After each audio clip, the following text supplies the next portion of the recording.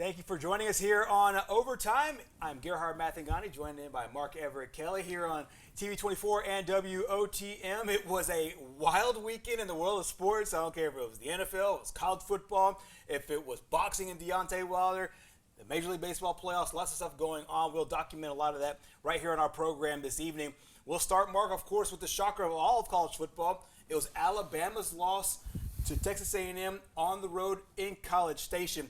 You do a really good job with the numbers. We'll break down the numbers in a little bit. But first, just your overall thoughts as you saw that game play out, and then, of course, with the final score.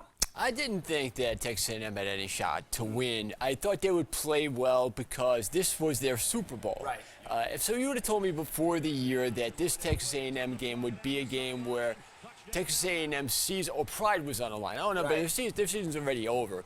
But their pride was on the line, and I think most people knew that they were supposed to challenge Alabama for the West title. Right. Not just beat Alabama, but beating them should have meant something more than what it meant the other night. Now, they did it.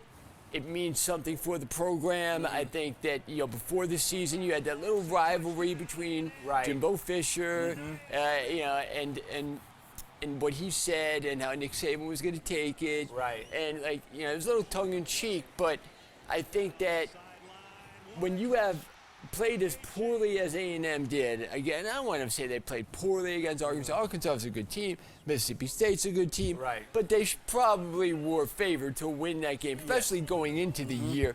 Obviously, their quarterback gets injured. Right. They have a little different situation, only averaging 23.4 points entering this game. Right. The other thing that was disturbing, if I'm them, is in a day where everybody seems to pass the ball for at least 70%, they were only completing 55% of their passes before this game, which is why I didn't think they had much of a shot to beat Alabama. I thought they would play with heart, and I thought that this would be their last stand, but I did not expect them to win or to put up 41 points, even though they had the special teams touchdown accounted for some of that.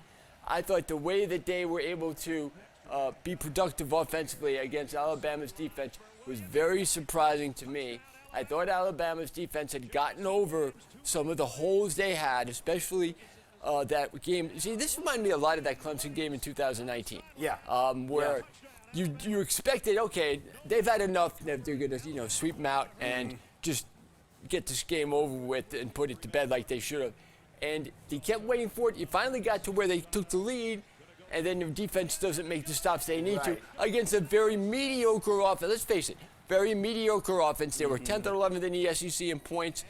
That would make me feel worse than anything else. The play calling is another thing we can get to later on, but that would probably make me feel worse as Alabama. As my defense, when I had a chance to put the game to bed, didn't. Exactly, and one of the things that, two of the numbers I think that really stood out is number 100. That was the number of games in a row Bama had won against non-ranked opponents.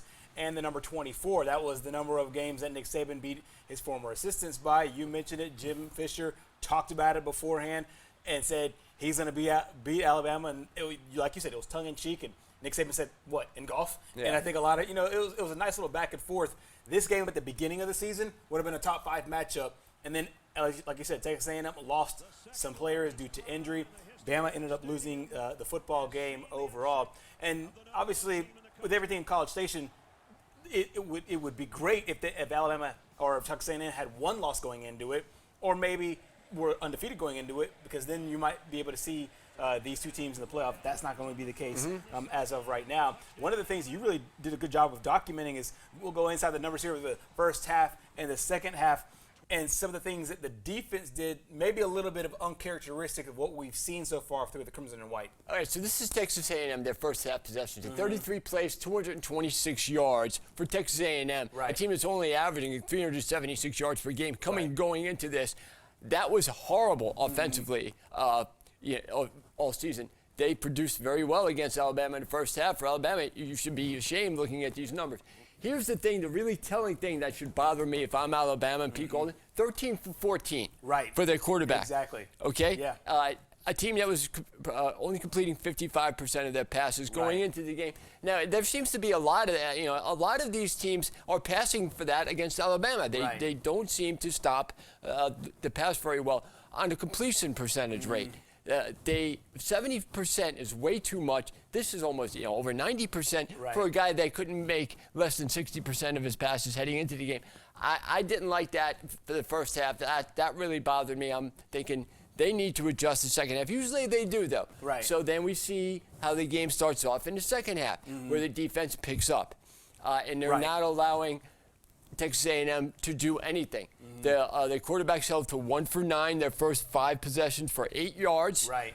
And total they have 13 plays for 12 yards. There were some penalty yards in there that made it to over 20, but 12 legit yards in that spot where you say, okay, the defense is taking over. The only score that Texas A&M had in that was that kickoff return for a touchdown, which was a big momentum turner at that point, because Alabama, after going not 3 and out, but not scoring on the first possession of the second half, a big stop for Texas A&M. Texas A&M gets the ball back, and then they have the punt block where it almost looked like the punter handed the ball off to Alabama. That's how bad they were back there to block that punt. That to me was okay. Well, if this game goes the way every other game goes, this will break Texas A&M. It didn't. They got the kickoff return, which got them right back. And then that had a lot to do with the final score, because Alabama's defense at that point was playing pretty well. The big thing, the last 2 possessions, is you need to put the game away. Once Alabama took the lead, they had a 7-point lead. You would figure holding them to 12 yards, their first 5 possessions in the second half, that again, Texas A&M's world was broken. Alabama made a lot of adjustments. They weren't 1 for 9 now in the second half after 13 for 14 in the first half. The last 2 possessions, 119 yards on 14 plays, 5 rushes, 14 yards, and passing. Once again, they cannot seem to stop the pass. 6 for 8, 90 yards and a touchdown that led them to hold down the ball and make the game-winning kick as time expired. So now you're left, if you're Alabama, with no chance, feeling like, how did we lose this game where we were? We were up 7 against a team that really can't score, and we're dominating them in the second half, and we lose. Right. I think that's a bad thing a bad feeling to be left with.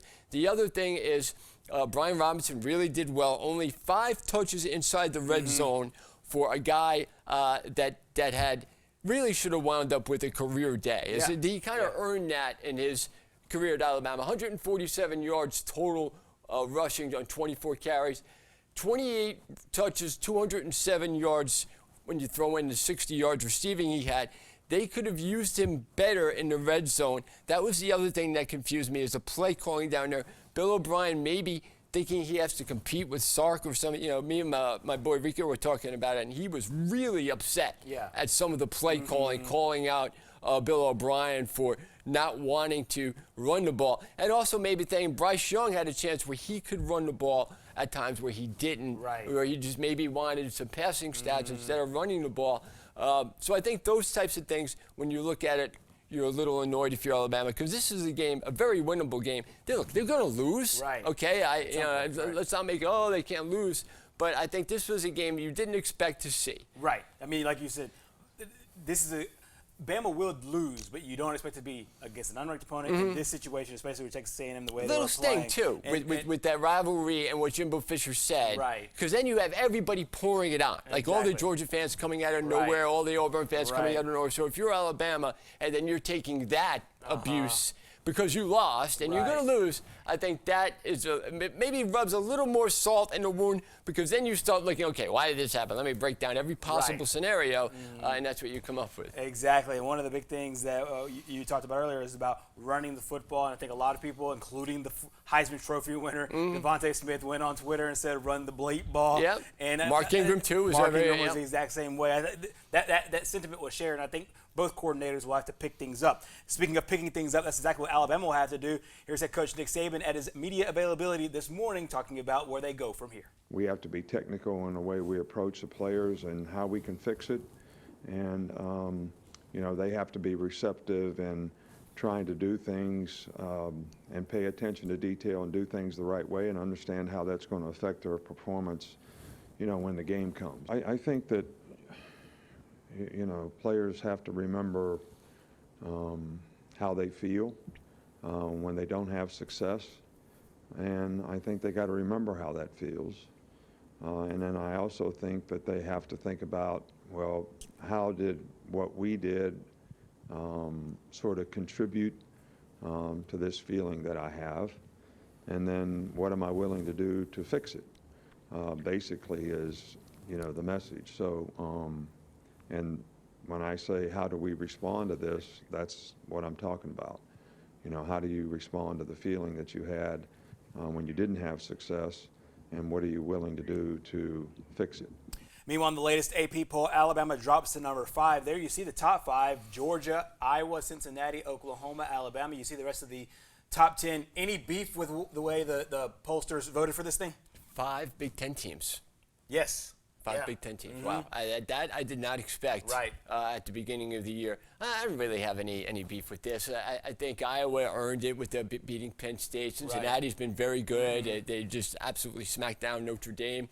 Oklahoma, I don't know about them. Now, they've come close to losing a couple times. They had that great comeback win over Texas, which I think will inspire them a little bit. But the fact that they were down by 21 to Texas can bother you as well. I mean, they almost lost to West Virginia as well. So there have been a little warning signs there for Oklahoma. They were able to avoid it, though. Alabama wasn't. Exactly. So Bama sits 5, the top-ranked one-loss team. And you can see where the other ones are. And you start to compare those losses, and you see who Ohio State lost to, who Penn State lost to, as well as Oregon. Here's the other thing, though, that Alabama gets a benefit of the doubt more when it comes to, okay, well, they only lost 1 game. Because when you win national championships, you get and you deserve benefit of the doubt. Exactly. Teams like Oregon, teams like Michigan would, beat Ohio State, then you can come to me. Oregon make the Final Four or the college football playoff, actually maybe win a national championship, and then you can get that, which Alabama has earned. That's not a favoritism thing. That's something that they've earned. If they lose again, then they have that taken away a little bit. Don't struggle against Stanford if you're the Ducks. Meanwhile, going 11 through 25 quickly, the Kentucky Wildcats still undefeated on the year, sitting at number 11 ahead of their big matchup. We'll talk about that coming up in our picks. Coastal Carolina also still undefeated. If you're looking at teams kind of outside the Power 5 to make a move, the team that you don't see in there is Auburn. We'll talk about them coming up in our next segment. Meanwhile, we also want to remind you, coming up right here on WOTM and My 68, as well as TV 24, we'll have the Thursday night game of the week. It's 2 teams out of the suburban area of Birmingham, Homewood and Mountain Brook, facing off. That is Thursday night at 7 o'clock. You can catch that action right here on WOTM. We'll come up next here on our program. We will talk to the Auburn Tigers after their loss to the number 1 team in the country now, the Georgia Bulldogs. That and more coming up next.